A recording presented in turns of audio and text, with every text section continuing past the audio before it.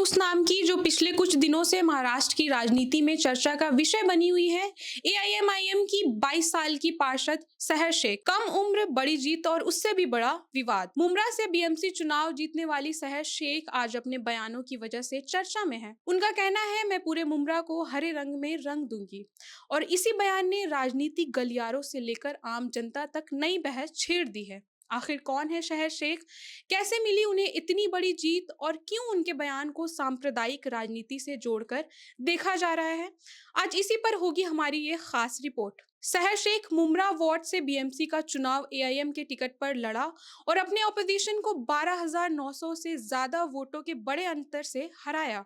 ये सिर्फ एक सीट नहीं थी, बल्कि एमआईएम के लिए एक बड़ी सियासत संदेश थी कि पार्टी अब शहरी स्थानीय निकाय में भी मजबूती पकड़ बना रही है। शहर शेख की राजनीति पृष्ठभूमि की बात करें तो राजनीति उन्हें विरासत में मिली है। उनके पिता यूनुस शेख पहले राजनीति में सक्रिय रहे हैं।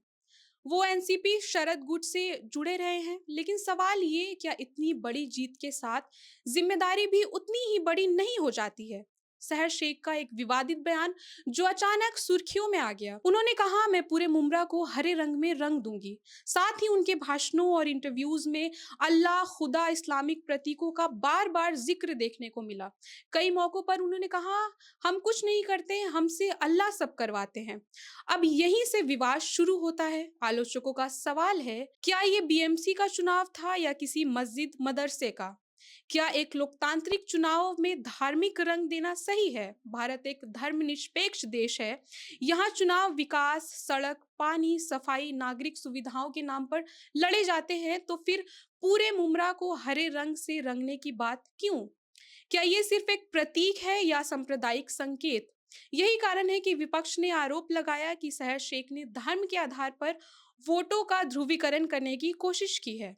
अब सवाल, क्यों चुना शहर ने सांप्रदायिक रणनीति का रास्ता? ये सवाल बेहद अहम है। राजनीतिक जानकारों का मानना है कि आज की राजनीतिक में पहचान की राजनीति सबसे आसान रास्ता बन चुकी है।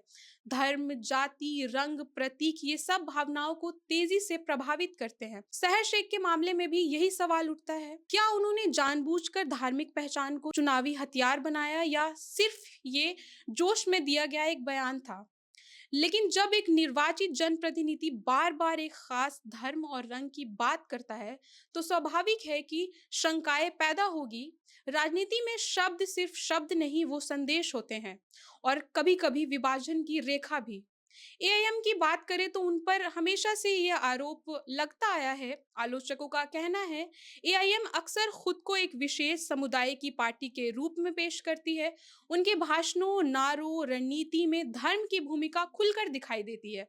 समर्थक कहते हैं, एआईएम अल्पसंख्यकों की आवाज उठाती है, जिनकी बात मुख्यधारा की राजनीति में दब जाती है। वहीं विरोधी कहते हैं, ये समावेश नहीं, अलगाववाद की राजनीति है जो समाज को बांटती है। सवाल यही, क्या लोकतंत्र में किसी भी पार्टी को सिर्फ एक वर्ग की राजनीति करनी चाहिए? अब सवाल ये, ऐसी राजनीति का देश सेक्युलरिज्म और एकता पर क्या असर पड़ेगा?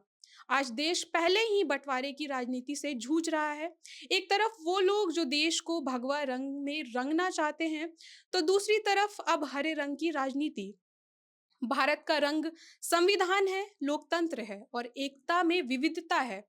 अगर हर नेता अपने अपने रंग लेकर आएगा तो देश एक नहीं, अलग अलग हो जाएगा। शहर शेख युवा हैं, ऊर्जावान हैं और जनता ने उन्हें बड़ा जनादेश दिया है, लेकिन अब उनके सामने बड़ी चुनौती है अपनी भाषा, अपने बयानों, अपनी राजनीति को संतुलित रखना। लोकतंत्र में जीत से ज्यादा जरूरी होता है जिम्मेदारी।